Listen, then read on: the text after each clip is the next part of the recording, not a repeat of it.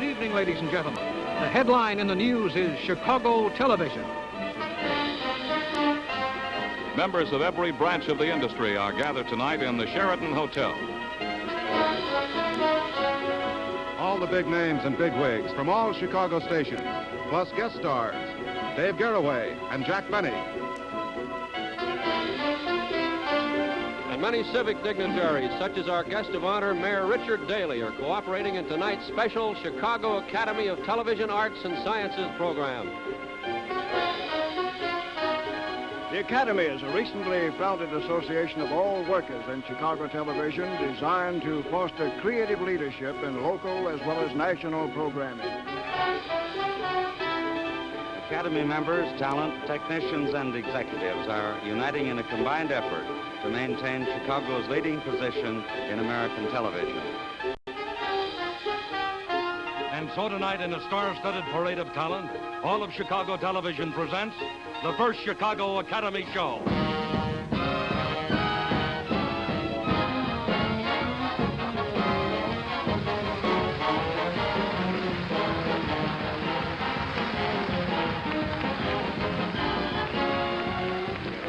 Show of the Chicago Academy of Television Arts and Sciences, starring Jack Benny and Dave Garroway. Chicago's most fabulous quartet, Barbara Becker, Pat Clark, Mike Douglas, and Len Dressler. The weathermen P.J. Hoff and Clint Ewell, who report the weather, and Bob Bell, who annihilates it. The world's greatest collection of babysitters. Bridget Vansman, Mary Hartline, Francis Horwitz, Rosemary Rapp, Terry Bennett, and Commander Five and Stubby. Sportscasters Jack Brickhouse, John Harrington, and Joe Wilson. Now here's our master of ceremonies, a Chicagoan for tonight, Ed Sullivan.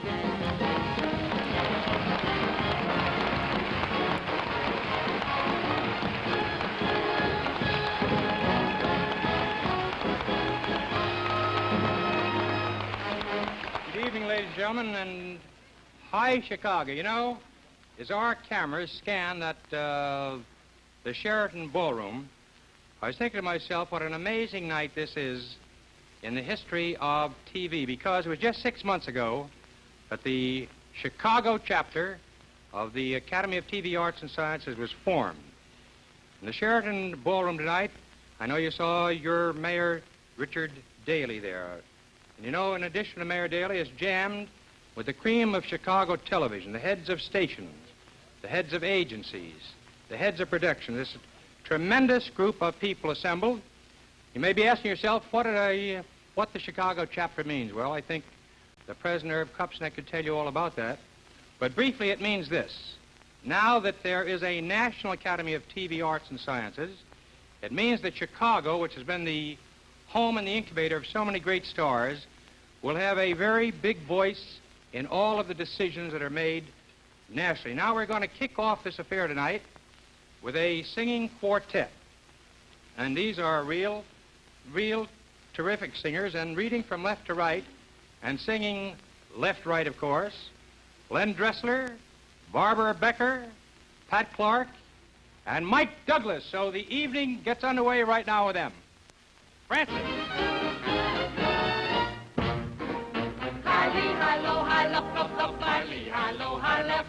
High-lee, high-low, high-lup, lup, lup, high-lee, high-low, high-left. Oh, I was left, right, out of your arms. Oh, I was left, right, out of your charms. My heart said eyes, right from the start. Now I am left, right, out of your heart. Oh, you were such a cute Marine, I really was impressed. Who said of all the guys you knew that you liked me the best? I gave you all my kisses, surrendered all my charms. But time revealed I played the field, and darling, I was left, right, out of your arms. Oh, I was left, right, out of your charms. My heart said eyes, right from the start. Now I am left, right, out of your heart. Oh, you licked me up when you got back to town.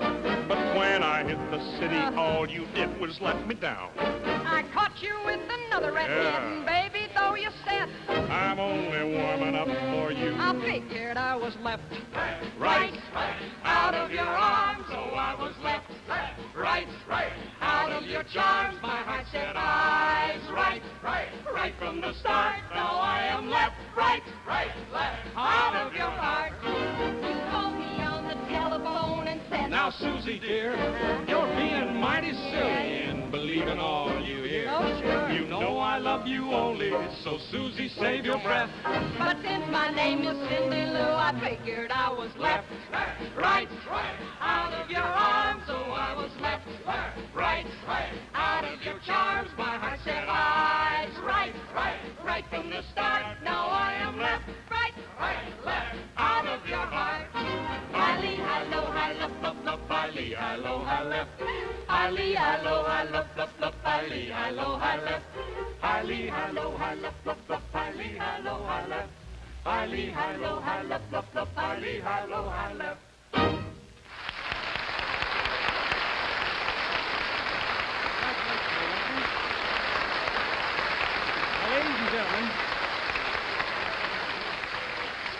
Ladies and gentlemen, I don't want to cut off applause, but we do want to get this all in for you tonight. I was out in Las Vegas just recently, and there one day I was playing golf with Jack Benny and Bing Crosby. Crosby's a terrific golfer. Jack Benny doesn't play golf too well because, well, you know, with him it's 10 cents 100. That's Jack's game. But he was talking about coming on for this affair in Chicago. He wanted to be represented at this first Chicago chapter dinner. And he is here. Now, Jack Benny, you know, he pretends that he's stingy and he's not. Pretends he's 39, he's not. Pretends he's a violinist, well, what can you do? Ladies and gentlemen, here is one of the first gentlemen of show business, Jack Benny. Thank you, Ed. Thank you, and good evening, ladies and gentlemen. First of all, I want to say I'm very flattered that you asked me to speak at your dinner for the Chicago chapter of the Academy of Television Arts and Sciences. I think your wonderful town of Chicago is to be congratulated on your great contributions to television. I mean, any town that can produce such lovable characters as Marty Fay and Jack Eigen and Tom Duggan can't be all bad. As a matter of fact, I'm very fond of Chicago myself. See, I've always said it's one of Waukegan's nicest suburbs. Now, for you people who aren't familiar with Waukegan, I have some facts here that I'd like to read to you. I really don't need these glasses, you know. I just wear them to keep my contact lenses from falling out. Oh. No. Now, for some interesting facts here, the distance from Chicago to Waukegan is 36 miles by car, 28 by plane, or 22 by hot rod. Those are the figures here. I don't try to explain them. Now, Waukegan was perhaps most famous for being an Indian trading post. This is an historical fact that everyone knows, but I know when I grew up and was old enough to start trading with the Indians moved out. But getting back to Chicago, I would like to pay tribute to this lovely town where I first got started in show business quite a number of years ago. I don't remember exactly how long ago it was, but I do know that at the time, the biggest thing in Chicago was a lady named Mrs. O'Leary who had a trained cow act. I often wonder what happened to them. Well, good night, everybody, and thanks.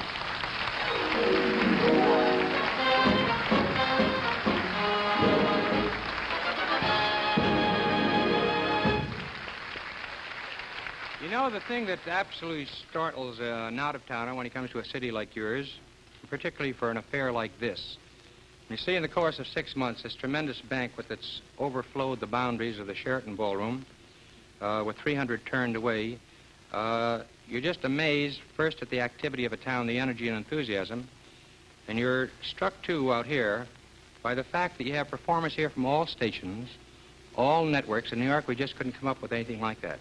But I think it's a wonderful tribute to the television industry here. I think it's a wonderful tribute to Irv Kupsnet and the officers of this new Chicago chapter. And now, ladies and gentlemen, tonight, the famous Today star. Here's another noted Chicagoan. Got to start here. NBC's Dave Garroway. Well, how do you do? Good to see you. Since the old days in Chicago, when I was doing a show called Garroway at Large, which you may remember, we've come, if not a long way, at least some way in television. We've learned a great deal about building better television shows, I think. For example, we can now put the wide, wide world into your living room, if the sponsor wants us to, almost any day or night of the week. We think the viewer will be more interested in the new kinds of shows coming up than they were in the old, because it wasn't one station or one network or one particular type of television worker who developed modern television techniques. It was really a team action of people working as a unit. The performers, the production people, the technicians, and definitely the executives of the networks and of the local stations developed modern television as a unit, as a team.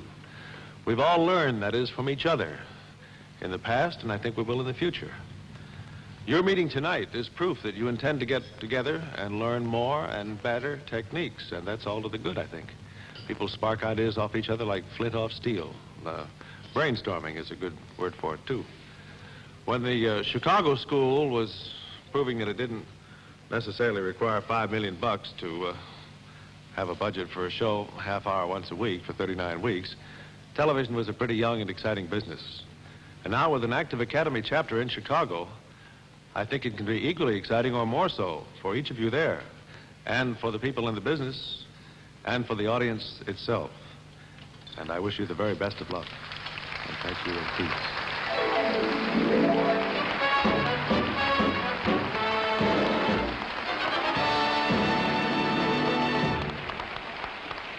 You know, I'm quite sure that you'll all agree with me that Dave Garroway was really relaxed long before Perry Como. And I suppose it's the first time since Dave Garroway worked out here on Channel 5 and worked a nighttime show that anybody has seen him up this late at night. Dave, it was wonderful to have you here with us. Now, ladies and gentlemen, our family comes from County Cork. So you can imagine the deep pleasure of an Irishman from County Cork about to introduce Chicago's most famous Irishman from County Limerick. So for Chicago's famed son of County Limerick, the Academy here in Chicago has come up with a Limerick introduction. And here it is. My next intro I make gaily, presenting your fine mayor daily. He can get very mean if Chicago's not clean. Faith, he might even use a shillelagh. Ladies and gentlemen, His Honor, Mayor Richard E. Daley, and really, let's hear him.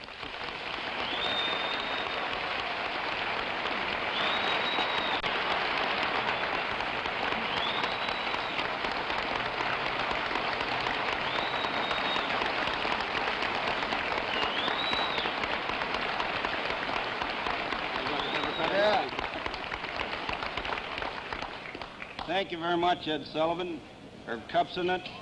Friends, this is a great night for Chicago when we are recognizing the formation of the Chicago chapter, the National Academy of Television Arts and Sciences. Surely Chicago is proud of the great television stars, the ownerships of the great stations, as well as the writers and artists, technicians who participate. Chicago is also moving ahead in the great progress of a city, as well as the great skyways, expressways, Calumet Skyway, Congress Street, moving the traffic in and about the city of Chicago. We're also preparing for the great advent in 1959 of the opening of the St. Lawrence Seaway, and today we dedicated berths and wharfs at the Navy Pier in order that Chicago have the necessary preparation in 1959. Likewise, we are moving ahead in all fields of making Chicago a better city in which to live, in which to work, and in which to worship. More parks, playgrounds, schools, and beaches in order that we may march along with this great Chicago chapter in the future of a great city. We congratulate all who have participated, and we say the people of Chicago are marching ahead tonight with this historic event. The Chicago chapter of this great organization foretells the future of our industry in a great city. Congratulations to all. Chicago thanks you, honors you tonight in this first of a great first in Chicago's memorable history.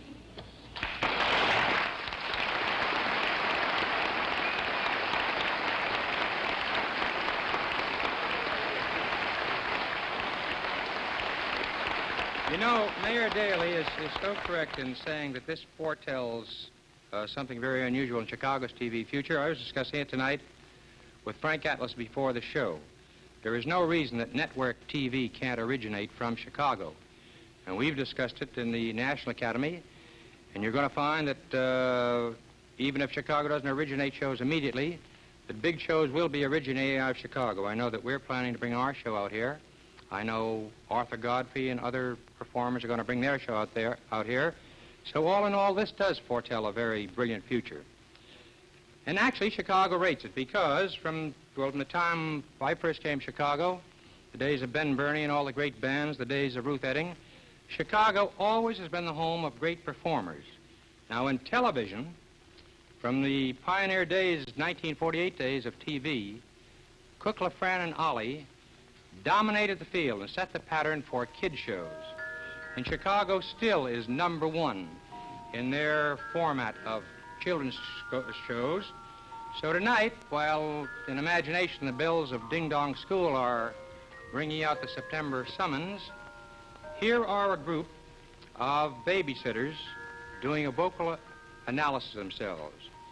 Frances Horwich, Mary Hartline, Commander Five and Little Stubby, Rosemary Rapp, Bridget Braslin, Terry Bennett. Frances.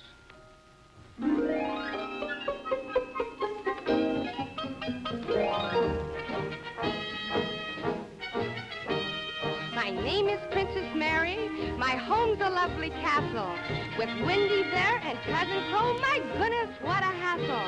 I have a talking elm tree. He's smart as he can be. I sometimes think that he's too smart. It talks right back to me.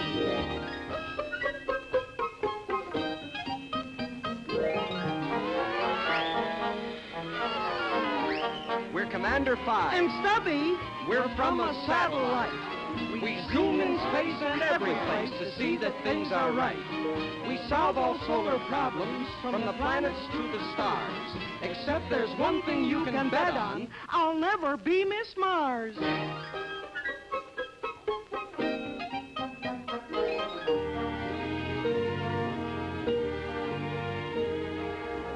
Rosemary Rapp is my name. I also have a show where children laugh and sing and dance and bounce balls to and fro. We paint such pretty pictures. I'm glad that I'm a part. The reason I'm so happy is I'm just a kid at heart.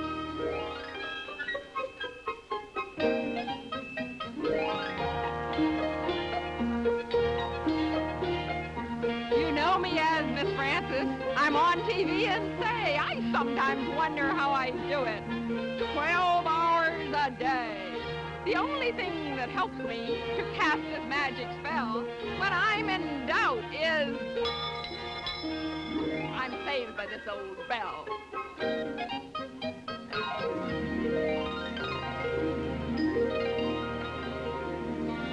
I am the good blue fairy. The blue forest is my home. The children come and visit me, some all the way from Nome. I'm very happy in flying, and I have it all figured out. The way I plan it now, I fly now and play later.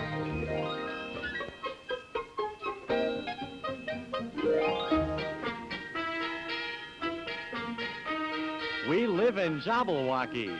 It's just a little town. The sidewalks there all point up. And the windows upside down. It's run by a gang of smart men. And all they do is talky. But if they're so smart, we'd like to know why they still live in Jabberwocky.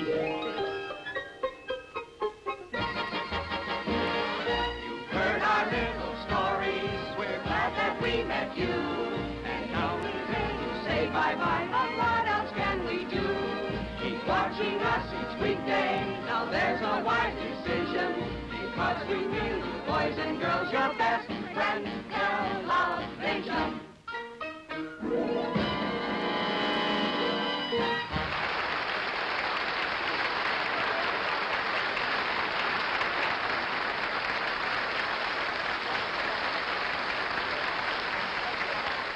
They are just wonderful. You know, that's a wonderful field, too, children's shows.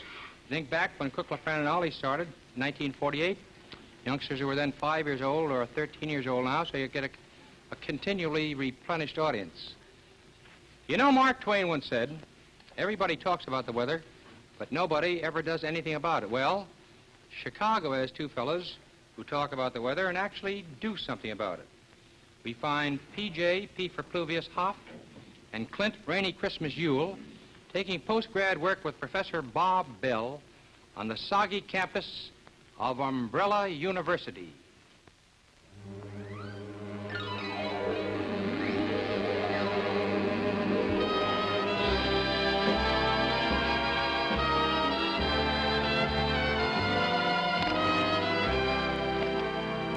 Good evening, pupils. Well, welcome to Professor Bell's Weather School, where we can teach anyone to be a weatherman on television, and I'm very happy that so many of you showed up tonight for our little lecture. Well, now, let me see. Now, everybody's here. Glad all you boys and girls stay seated now. Right, we'll take the roll call. Oh, confound it anyway. Let's see now. P.J. Hoff, is he here? Here. And Clint Yule. Here. That's your boy. Now speak right up and we'll get moving right along with our little weather story tonight. Anyway, we'd like to illustrate the causes of rain tonight. And first of all, you'll see the words up here on the board. The first, pressure. Now, the warm air coming from the south converges with the cool air, thus causing the warm air to go up. But on the other hand, the warm air releases its moisture, and it has a tendency to condense and then goes down. And now for this word temperature. Very important. With the increasing weight of the cooling air, the temperature of the cool air rises, thus making it go up. But this is not always the way it works, for in the case of a thunderstorm, the vacuum in the center converges. It converges and makes the air go down. Now, our next subject is the barometer, of which you've heard much before. Now, with the pressure moving in from the northwest, carrying with it the cooler air, it always causes the barometer to go up. And then, as an area of low pressure comes out of the southwest, as it usually does at this time of the year, it causes the barometer to go down. Now, you see, now look at this word here, subsidence. Now, that's a very important word to all meteorologists, for it causes the air, through heating and cooling, to go up and down and up and down and heat and cool and hot and cold and up and down and up and down and up and down. You understand that? Now, the last word in our little list tonight is convergence. Now, this means a very powerful force, and it's something so powerful that in the case of, well, even the cloud bank, it even rises and goes right through the ceiling.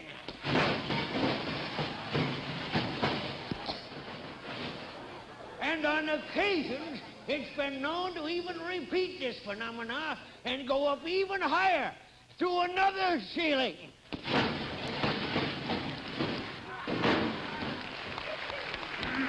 Did you graduate? Top of the class.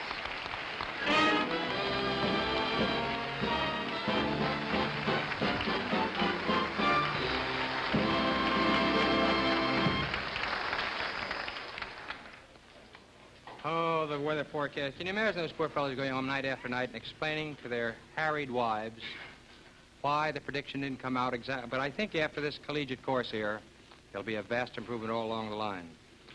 You know, back to the reason I'm going to say this is I'm about to introduce some sports personalities here. And I'm reminded back in 1923, when I was writing sports on the old New York Evening Mail, Chicago's famous Warren Brown was our sports editor. So I do feel that I am right in my own backyard in introducing three top national sportscasters to you. Jack Brickhouse, John Harrington, and Whispering Joe Wilson.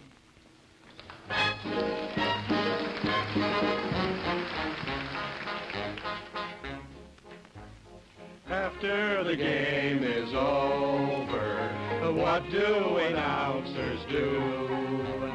We like to get together and have a belt or two. We're Harrington, Brickhouse, and we Elsa. Sports is our claim to fame.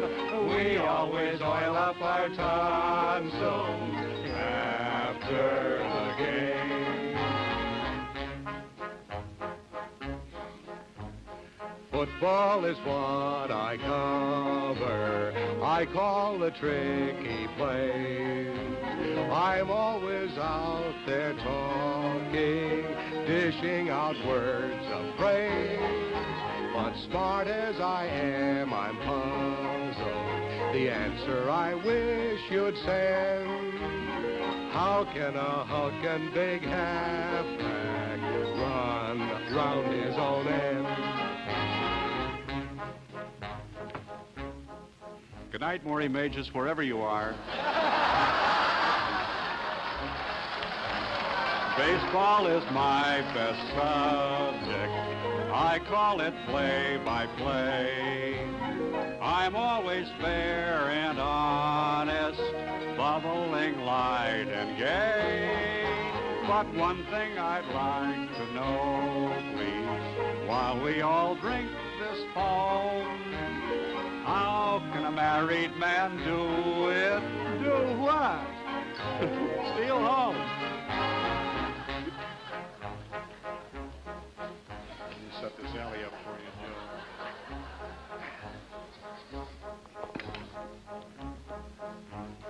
Bowling is what I broadcast. I whisper these strikes and spares. It's so romantic watching a game's always played by pairs. My job makes me very happy. I'll tell you one and all. All right, where else can you always keep working and still have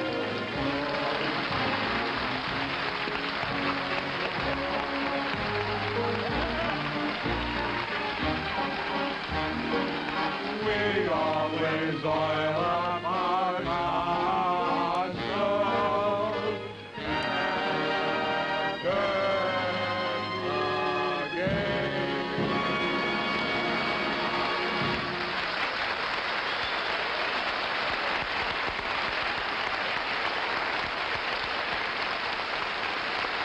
Oh, never sell those sportsmen short. Really fine, fellows.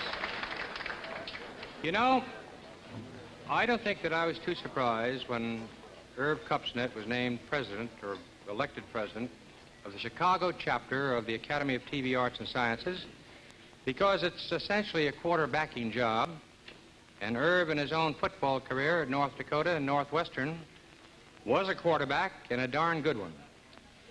But I want to tell Irv, and I know the whole city echoes this thought, that I think he deserves the most tremendous appreciation of his own city here, the city of Chicago, for the wonderful job of organizing. His own personality swept people into the organization who at first hesitated to come in. Ladies and gentlemen, here is a most unusual young man. Irv Kupsnet, your president. So let's have a tremendous hand for him, won't you? Thank you.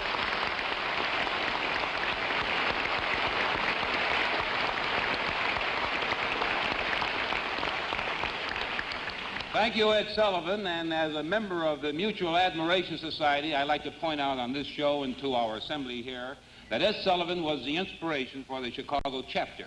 He not only met with Frankie Atlas and myself on a number of occasions, but he actually came to our first meeting, an organizational meeting, only 5 months ago. And now he is back here again to MC this first show and to see the results of this meteoric rise. We have a membership of close to 500. We have turned away more than 300 people tonight at this banquet hall, which is attended by more than 900 people. We have a tremendous spirit and a growing enthusiasm, and anybody who thinks television is dead in Chicago has only to be here tonight to see these magnificent results. The spirit of cooperation is everywhere. Where else could you get Jack Brickhouse and Whispering Joe Wilson and John Harrington to do what they just did on television?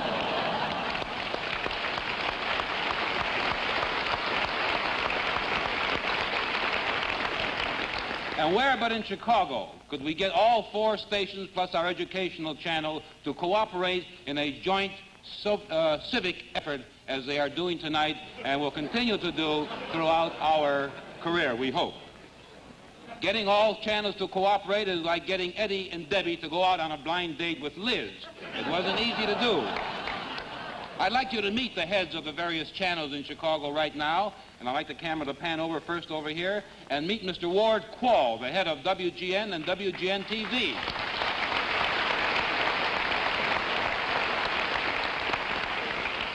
And next, a newcomer to Chicago, but one we certainly are delighted to welcome, and this is certainly the occasion to do so, Mr. Lloyd Yoder, the new vice president in charge of NBC here, WMAQ and WNBQ.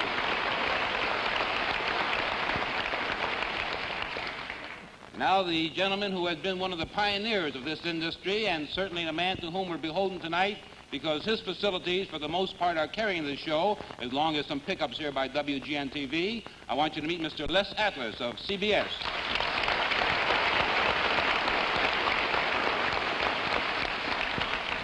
I also would like to take just a moment to introduce the very glamorous dinner chairman of the affair tonight, Miss Pat Vance. Pat, will you stand up?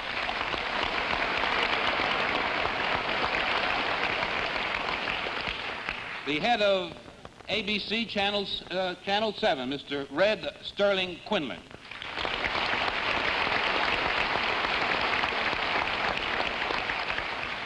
And then the head of our WTTW, the educational channel, Dr. John Taylor.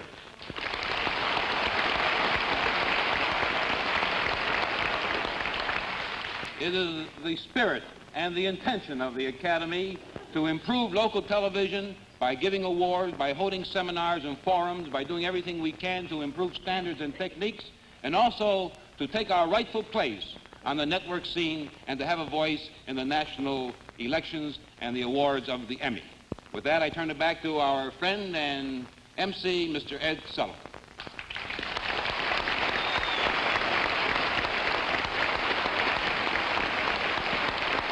Ladies and gentlemen, when I get on the plane leaving Chicago tonight for New York, I'm going to carry with me so very many pleasant memories of this affair in this your city. You know, there's one person I've failed to acknowledge his contributions to the show. It's Frank Smith, our maestro, and Frank Smith is he's most unique because he's got more hair than Ray Bloch. Well, congratulations, Frank, on a wonderfully fine job. And now, with your help, see, I'm trying to get on your good side here because we're now going to sing a choral number, and I need a lot of background help, Frank. So, ladies and gentlemen, we're going to sing a song, which you all know, and then in the second chorus, I will step forward smilingly. And at that point, I'm going to ask Mayor Daley and everybody to join in on the second chorus of this. Are you all ready, girls and boys? We're ready. Right. Francis?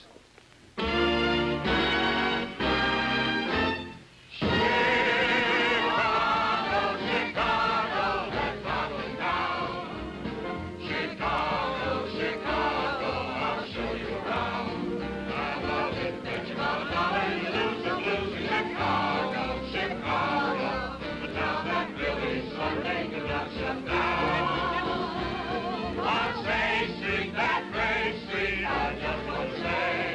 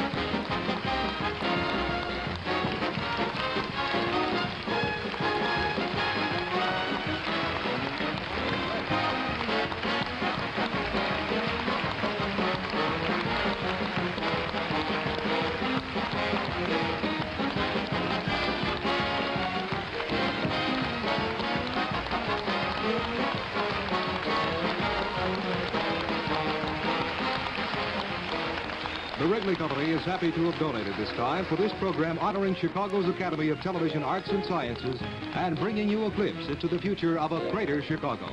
This is Bruce Roberts thanking you for joining us on behalf of the Chicago chapter of the Academy of Television Arts and Sciences and all the men and women who make up the Chicago television industry.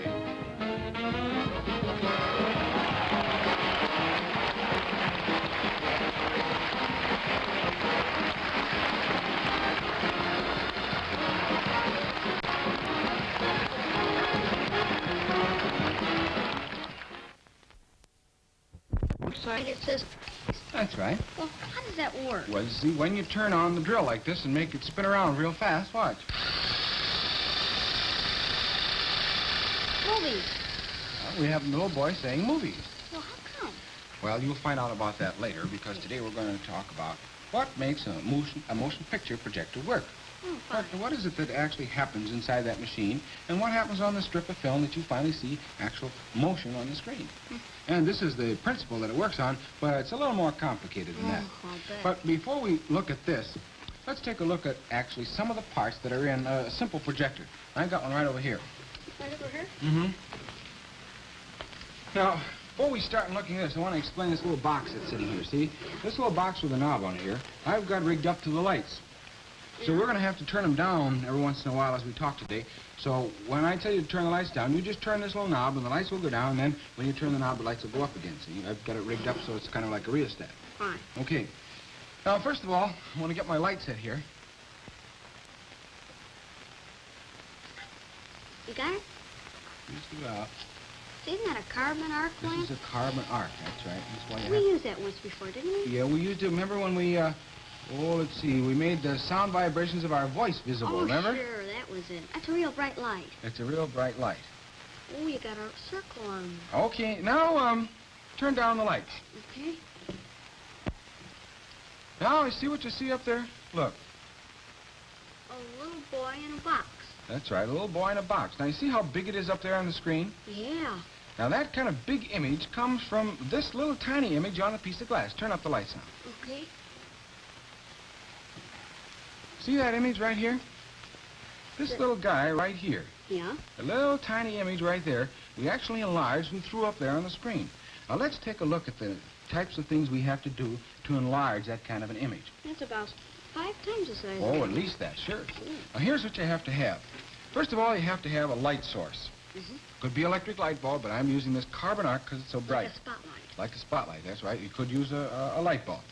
Now, the light then is funneled down through this sleeve here. And finally, now we want to make the light all go in one sort of bunch. So we want to condense it. Yeah. And we use a lens. It's called a condensing lens. Oh, I'll have to remember that. See, here's the spot of light here like this. And then as I get further and further away, it gets smaller and smaller and smaller. And it condenses. We're actually funneling it or condensing it. Then, in this space in here someplace is where you put the image, right in here, see? And then we want to focus that image now, depending on how far away we're going to throw it. So we need a lens here to focus it. And this is called the focusing lens. Oh, that's a Now, by focusing putting lens. those all together, we will actually get a little image like this. Now, turn down the light so you can see it real good. Okay. So now you understand how we can take a little tiny picture and project it and make it real big on the screen over there. With all those lenses and the real lamp. A lamp and some lenses. Now, let's go over and do something else over here. Okay. What you got there? Here's a wheel. It has some spokes in it. Yeah? And I'm going to put it in this drill so I can spin it around. Well, what's that going to do? Well, I think it's going to do something that may surprise you. What's that? Now, see, I've got a rheostat back there, and I'm going to turn the drill on and hold the switch on like this, and then I can control the speed of the drill by turning this rheostat to get more voltage, see? Now, I can start the wheel, and you watch what happens. Now, watch. Hey, look at that. See how they're going around and around? You see the spokes? Now, watch. I'm going to adjust it very carefully, and I think maybe I can get them almost to stop. Not quite. Yeah, a little more. There they go. Now they're going the other way. Hey, look at that. See that? In spite of the fact that the drill is going around in the same direction all the time, I can make the spokes go one way, stop, or go the other way. I'll be doggone. Well, how come? Well, that's something I want you to see if you can figure out. Can you tell me why this spoke seems to go around and around one way and then the other, when actually it's just going around in one direction all the time? Let's see now. Now, wait, it's kind of a tricky thing to solve, so maybe I'll better explain it to you.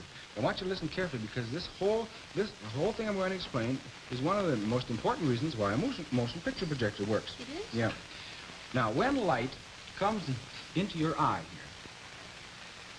here, the eye registers this light on the back here, like a camera does. And it goes up in my brain? And it goes up into your brain here. But the length of time that it takes the impulse to get from your eye up to your brain here is about a 1/16th of a second. A 1/16th of a second? That's how long it takes. So whenever the light impulses reach your eye faster than a 1/16th of a second, they go on up to the brain and they hit each other real fast, and as far as your brain is concerned, it seems like one continuous image. Yeah. In fact, 4th of July, didn't you ever have sparklers? And you sure. swing the sparklers around like this, around. and it looks like a whole circle of light. That's because the images of the sparklers are coming to your eye so fast that you see a whole bunch of them. In fact, it makes it look like a circle. Right. Now, these spokes, Sure. we're looking at these spokes in electric light, Yeah, ordinary light. ordinary light inside. Now, this light that we're looking at them in is alternating current, AC. AC. Goes It means back and forth. goes back and forth. And it lights up the light bulbs, and then they go down to darkness. The current reverses and comes through and lights them up again. And then it gets black. But it does this so fast, back and forth so fast, that we can't see them. 60 times a second. Oh, that's Now, you can see one of the reasons why they chose 60 times a second rather than 10. If they would go at 10 times a second, you could see them flicker. Oh, yeah, and that'd be bad. If you're reading a book, it'd They be will up with flicker this- up, this so they make something. it go so fast that your eye can't see the difference. And that's one of the reasons they chose 60 cycles. Now, when the light shines bright and it hits this spoke and the image goes up to your eye, you see the spoke right there. Sure. Now, if we can make this spoke go fast enough to go all the way around like this and come back up here, and while it's going around here, it's dark, and so when the light comes up bright again, the spoke is right there again, then we will see that spoke there a second time. And if we can make it do that, so that every time there's light shining, we see that spoke right there, the effect will be that this is standing still, because we won't see all this. Oh, I Then, see. you see, if So we- that what makes a standing